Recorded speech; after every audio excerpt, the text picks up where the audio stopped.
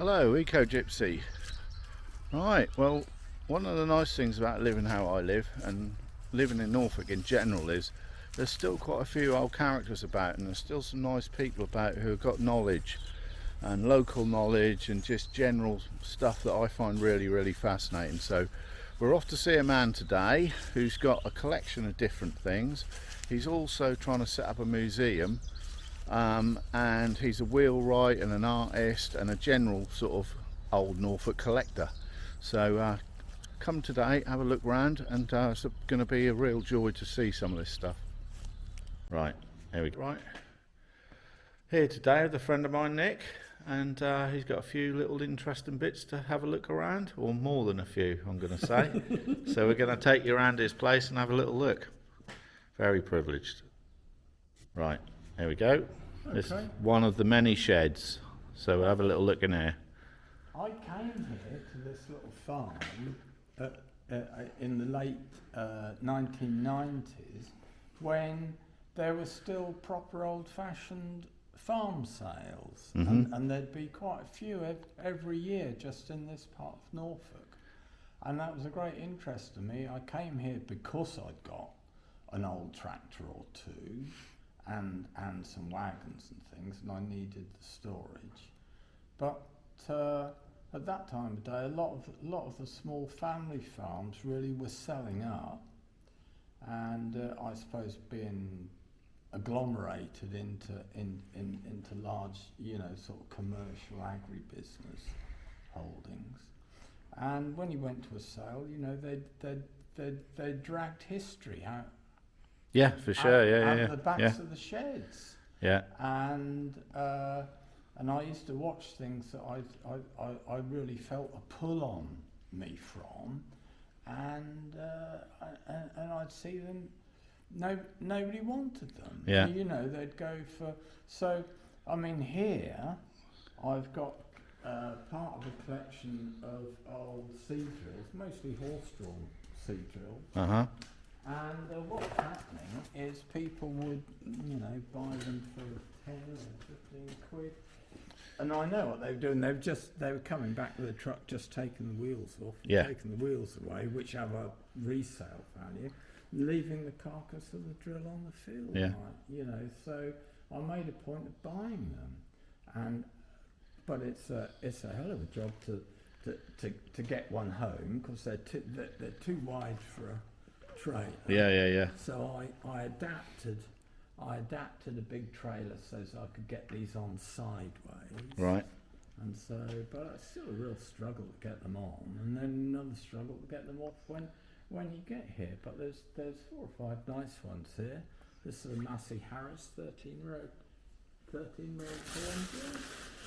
and they were made for years and years and years. And I have drilled barley and wheat from that. Right. Because you were just telling me this actual property is an old council farm that you bought, so there's a bit of land with it and the buildings, because I say it's not typical of this area really that you're going to find these places, is it? No, it isn't. I don't think I should find another one now. I have got shed envy today. People have been looking around and yeah.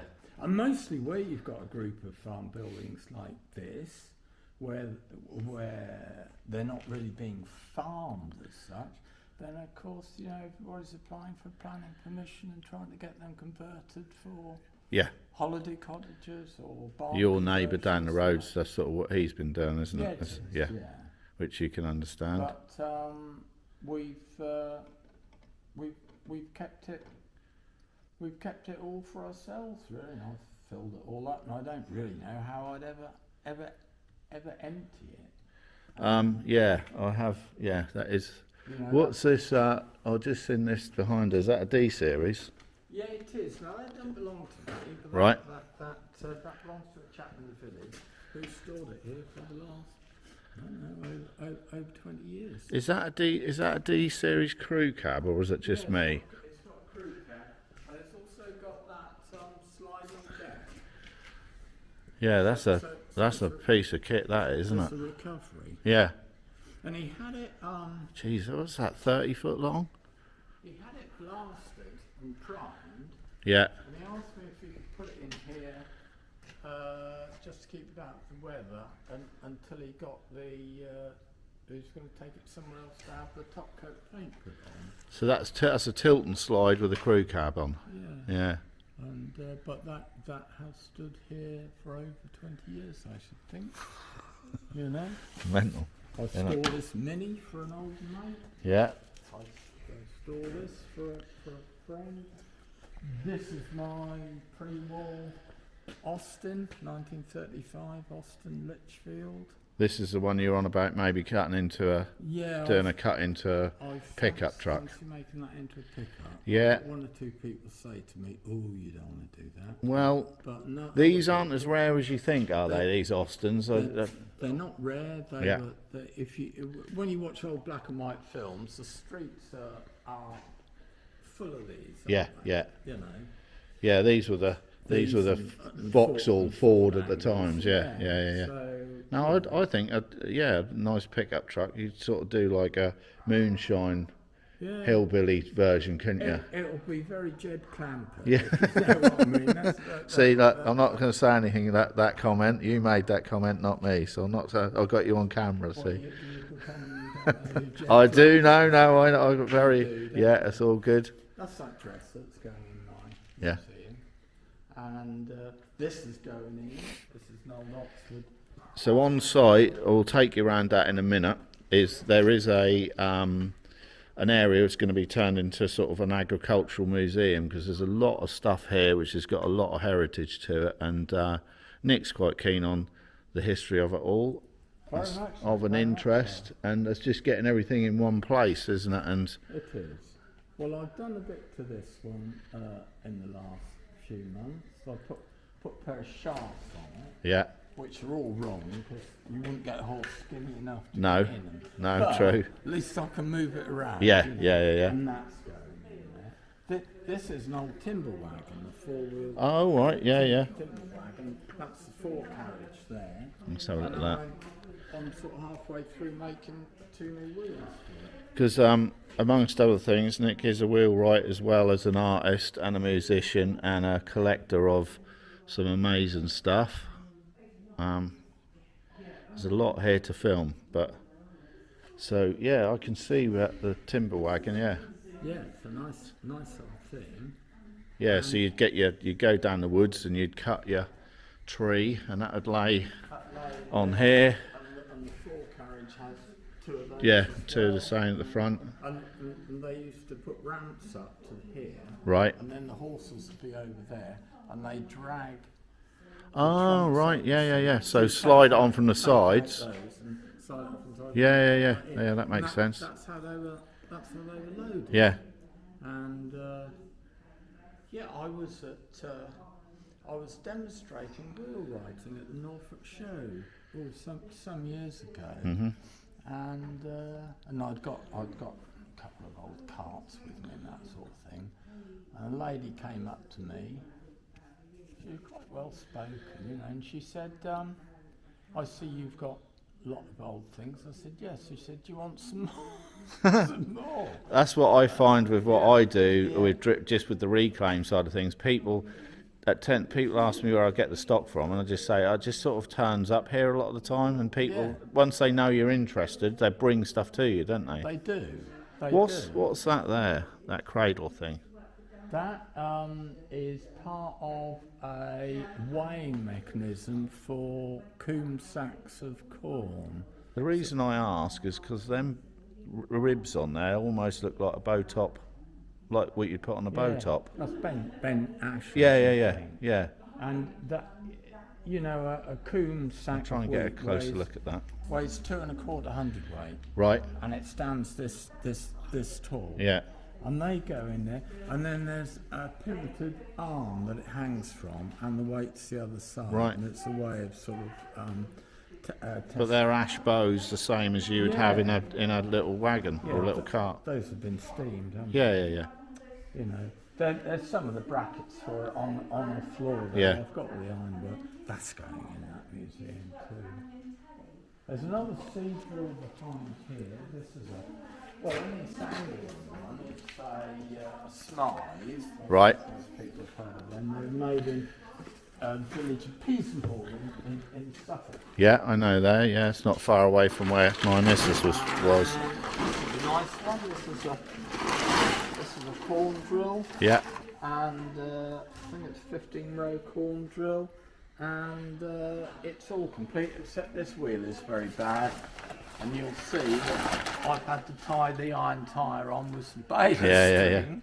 That's what we call a Norfolk repair, that is. Norfolk repair. Yeah. Until I get round to rebuilding the wheel. Did you make this little barrow? Yeah, I made the barrow. Yeah. Yeah. You used to see these everywhere. Yeah. But there's a fair bit of work in that, Nick, I should think, isn't there? Yeah, there is. Yeah, because And wood. They're sort of not worth making, really. No. What Yeah. can you charge for? Yeah. I mean, I used to sell them 40, 50 quid, Yeah. you know, so like I say, you couldn't make that for that, could you? No, because you're going The wood. That's going to take you a week to make. Yeah. And you've got to make the wheel. And Yeah. And so on. So you'd want, I think, when I've sold one, or done one on commission, you know, I've sold it for about 200 quid, something Yeah. like that. Well, it's not. Yeah, you're on about £1 an hour with that then. Yeah, you are. Yeah. Yeah. What's this in the corner? Thresher? No, it's an Albion binder. Right. Reaper binder. Right. This is a tractor drawn one, Yeah. and it's powered by PTO shaft from the tractor Right. rather than. So a little bit later then It's than not the horse-drawn, a lot of your horse-drawn stuff. Binder to go with my Nuffield, that's why that's here. Yeah. And it's an Albion 5A. Oh, there you go, look, on the side there. And I found it in a shed down near Thompson, down near Wayland Prison. Oh, yeah.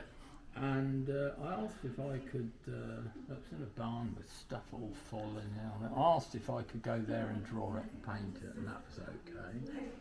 And then I said, would they let me bring it home and repair it? Yeah. And I made new floor and all new woodwork and stuff. And I stood here ever since. So strictly speaking, it doesn't belong to me. Well, that's the trouble when you've got buildings, isn't it? You Yeah. inherit stuff. But you know, I'm pleased to have it. Yeah. As you know, I work as an artist, and all this is very much my field. Well, we're going to have a look at some of your art in a bit and show people that as well. These are the things I'm interested in. Yeah. In drawing. Yeah. So Well, you've certainly got plenty of I've got nothing muses. going on with. Yeah. You've got plenty of things to get. Yeah, plenty of things to draw, haven't you? But you're right what you're saying about when people know you're interested in stuff, you know, especially at the time when I first came here, people used to just turn up with a box of things and say, are these any good to you? And I'd go, you know, gin traps. Look. Yeah. What was that a scoop for? It's got slots. Yeah, Hey? yeah, God knows. Yeah, I can't work it out. Yeah, Little, that's what they call a Japanese yeah. or traps.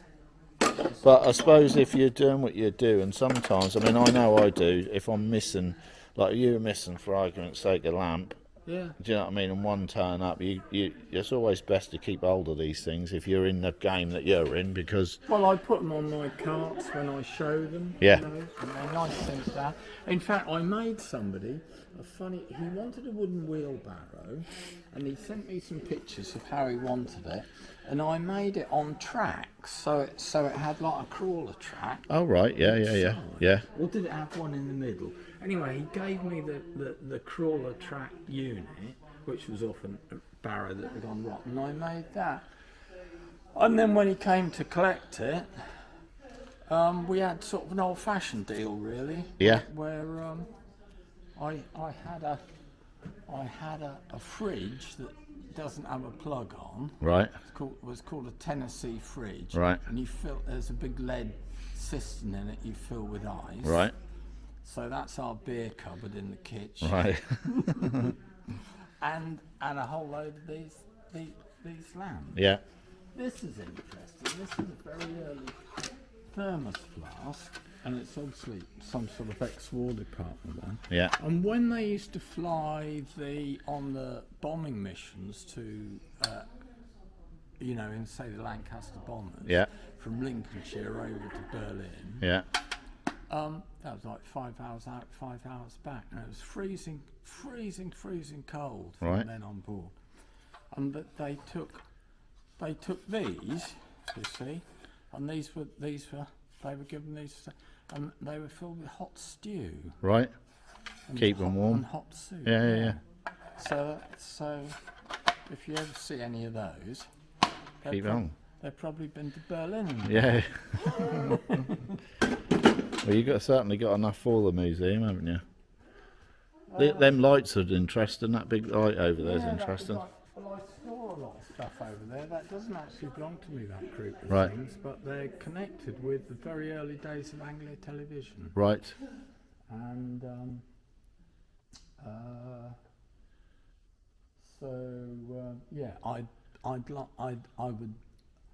I covet that lamp. Yes. Yeah. No, that is nice, isn't it? But it's not mine.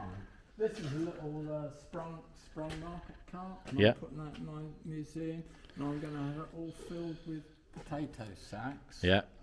And so what I'm doing is in my wood shop, I'm saving all the sawdust and shavings out of my dust extractor to fill potato sacks with. Right.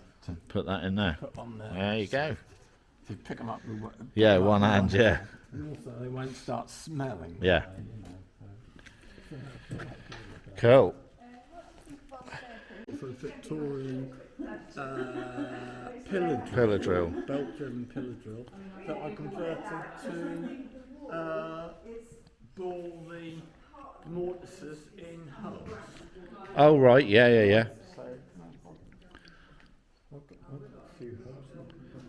There's another building I'll take you in a minute, which has got a manual mortiser in, which is pretty impressive. But there's a lot of stuff here like this. That. This is a big old wartime Air Force, ex-Air Force lathe. Right.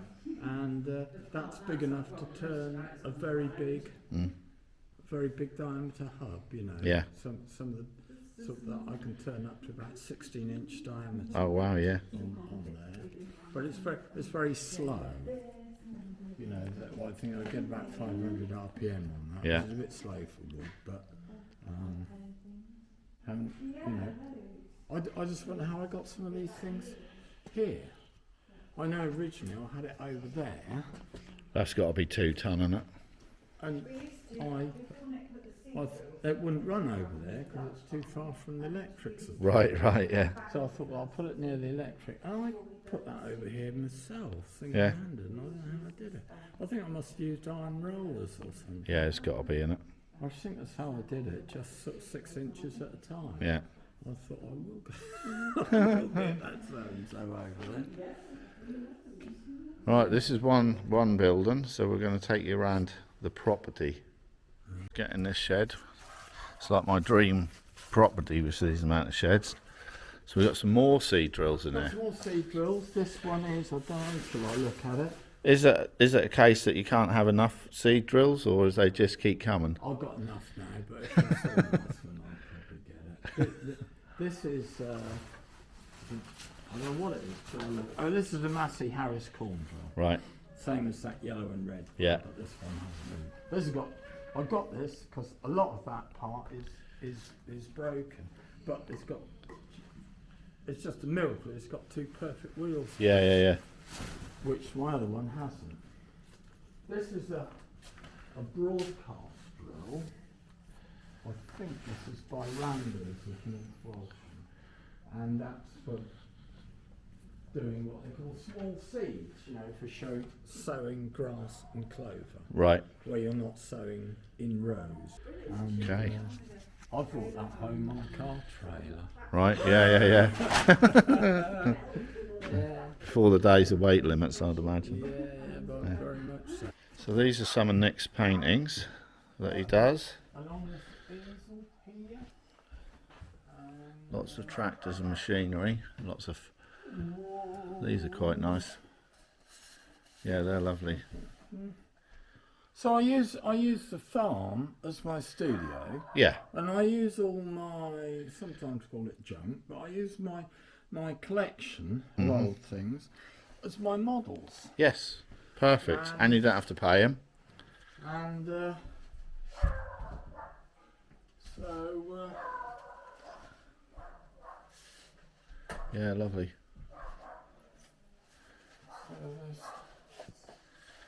and I paint outside, so I'm not painting from photographs or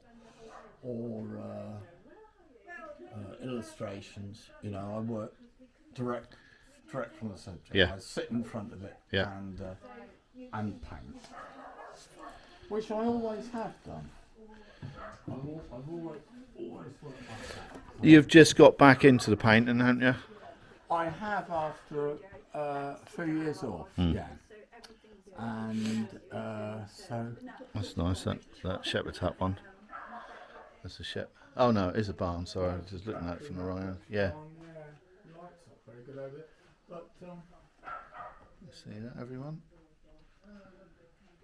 this is the family crest here. The three rough-haired terriers of Norfolk. I made that for my son. Yeah. I made him that and a wooden sword. Well, we had a sort of a Norfolk Terrier cross Yeah. called Bixley, who looked just like that. So. Right, let's have a look at this little orange cart because it's interesting.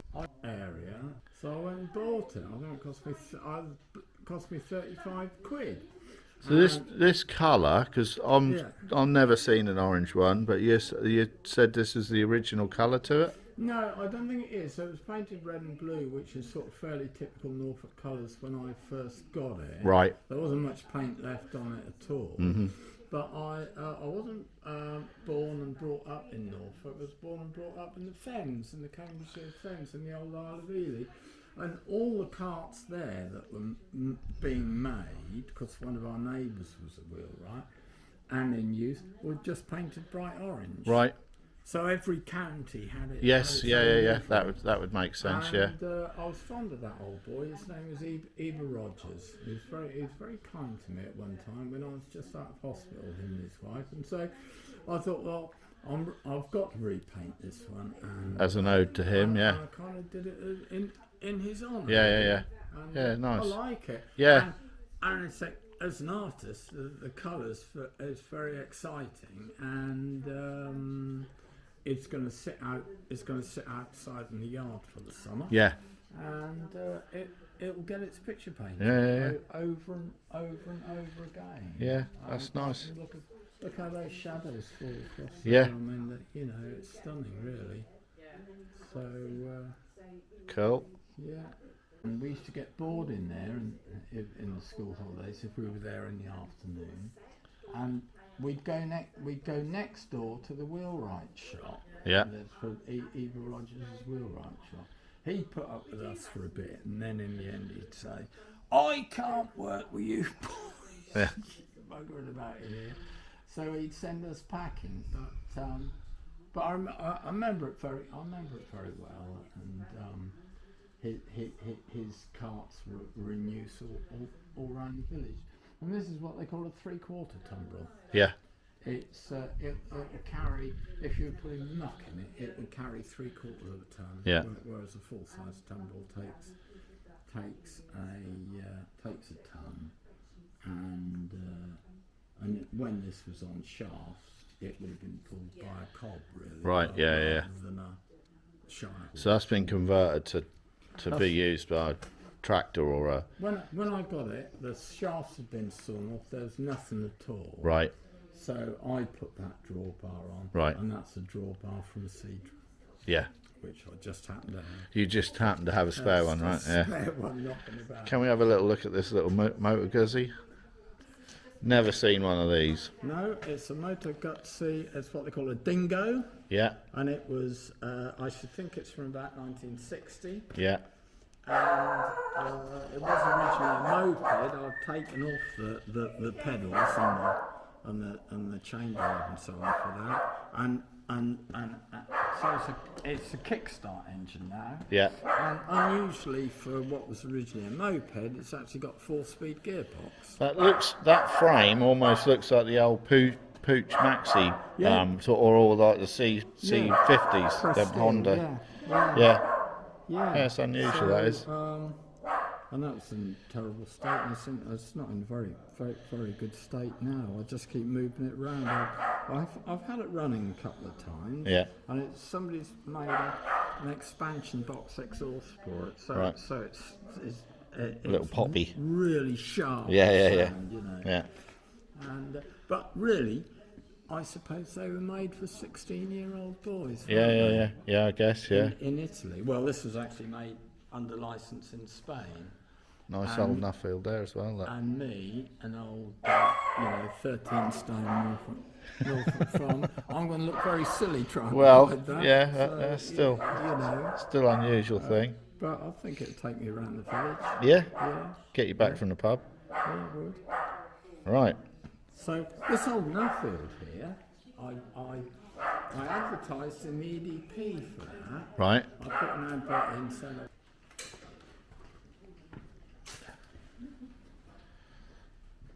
Spend all day in there ploughing some of these old boys.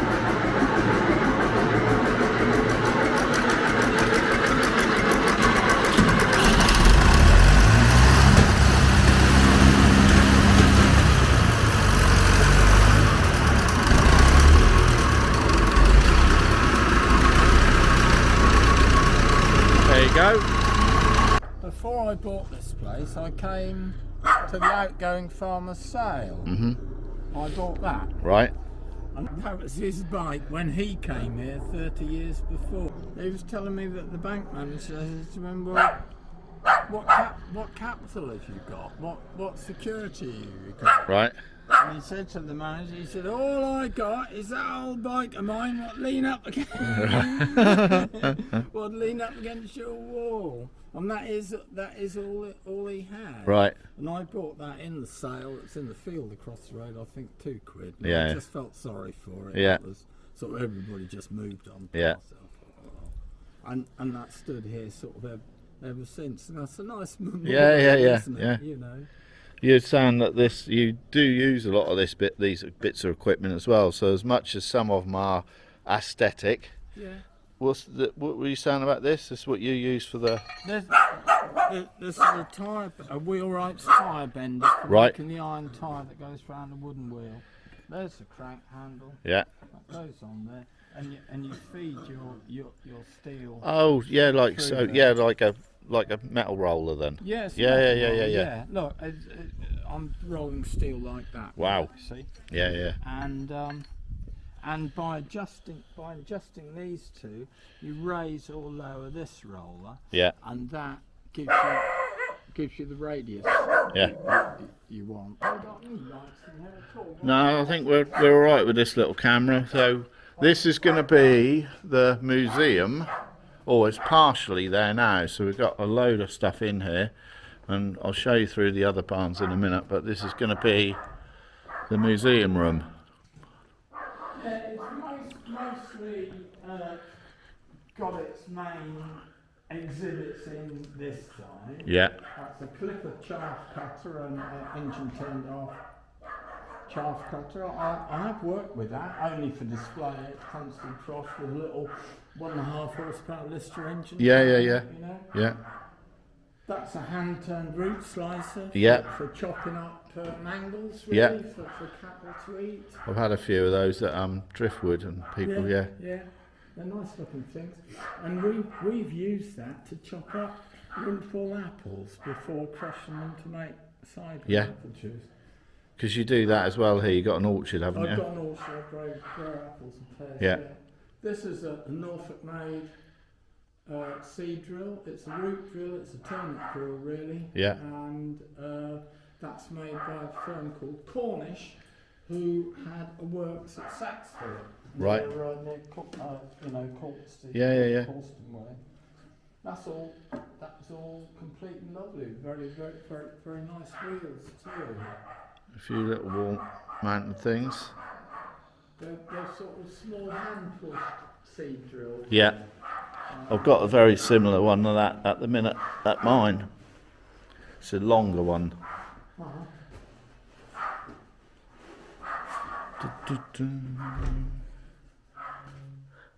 And now we're entering the dungeon. The dungeon. I'm very envious of this room. Abandon all hope. All years into here. This is going to be my Wheelwright shop museum. Yeah. Really. I've got a modern workshop now, and I do most of the work out there. Yeah. So I'm just gonna store my old hand tools and so on there. Yeah. This is a rarity. This is a machine for boring boring parts of the wheels. It's called the fellows. Yeah. And you certainly can't buy one of these. I bought this at the sale at Sutton Windmill. They had a Oh yeah, yeah, yeah. That's right. Yeah. You know, and I've been really, I was very, very lucky to get one, especially one as nice as this. Yeah. So that's for drilling the holes to put the spokes in. Yeah. Yeah. And also, you can. So these ends. When you make these ends, they have to have a round tongue on them. Yeah. And this will do that as well. Right. So you, whereas that is a conventional drill bit in there through there, you put on a hollow bit which will cut those tongues a bit like that. Oh yeah, yeah, yeah. So you just shave a bit so that it starts to go in. Yeah. Then as that turns, it will cut right up and leave you that lovely flat. Yeah, same as when shoulder. I do chair legs then. Yeah. Tops of chair legs, yeah, yeah. Yeah, it's good for that. I have made a few chairs, but so this is all. Oh, this is that other mortar saw, isn't it? The hand one. That's a mortar saw. Yeah. I carpenter's mortar saw would have been used for making window frames and door frames. Yeah. Or making doors and windows Yeah. rather than frames. So I'll remove all the overalls on here, and then they take interchangeable chisels that Yeah. and knock up in there on a taper. Yeah, lovely. But they're nice old things. Yeah. You know, I've mysteriously got another one, and So you can imagine now sitting in here for days on end making wheels. I put a little stove in Yeah. when I did this room. Yeah, you've got some beautiful buildings here, which is, for me, that's half the battle, isn't it? Is having the space to do things in. So, yeah, it's lovely. Cool. Right, in the top shed now. What's this here? This is a Ruston Proctor clover huller. Right, A Ruston Proctor Champion clover huller. right. Put it on the side. And Okay. Farmers in this part of Norfolk used to grow red clover. The seed was very, very, very valuable, and you could thresh the clover you'd grown. It was mainly a fodder for animals. These are the old ones that used to run off the traction engine or big Yeah, steam engines. Yeah, this one was built in 1908, so it's Right. It's a venerable old thing. It's in pretty good nick. Everything still turns Yeah. and so on. But they reckon if you threshed out 1.5 sacks of clover seed in a day, because it's very, very fine Yes. stuff, you'd done a good day's work. Wow. So What's the tractor? You did tell me. oh, this is a 1942 standard Fordson, Yeah. made in Dagenham, and it runs on paraffin. These are the war ones, aren't pre-war? They are, yeah. This is a wartime one, and I think the Ford Motor Company, which was an American company, allowed them to be built in England under license during Right. the Second World War, so that we could grow more food, Yeah. and that's what this would have been. So we ought to be done a bit of that now, don't we? Yeah, we do. Yeah, it's ridiculous. And they want us to sort of grow insects, really, don't they? And bats.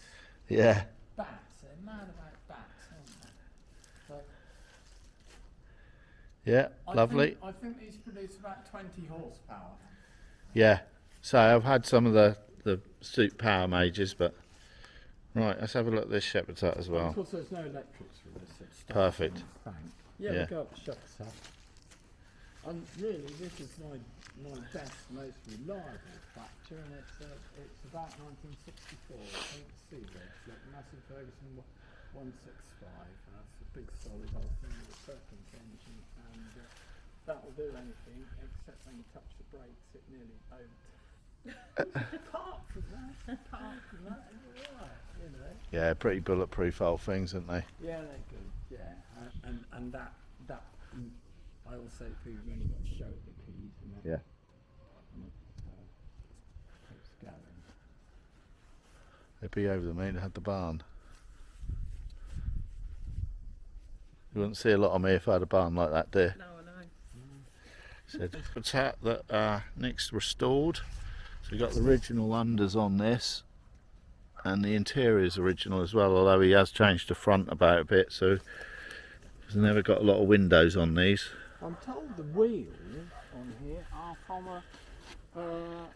a wartime Brendan carrier. Well, all the Showman stuff, the old Showman's wagons, are all post-war stuff, because that laid about everywhere and it weren't very valuable. No. So they could get all that stuff. So I don't doubt that. It just that was only scrap metal then, wasn't it?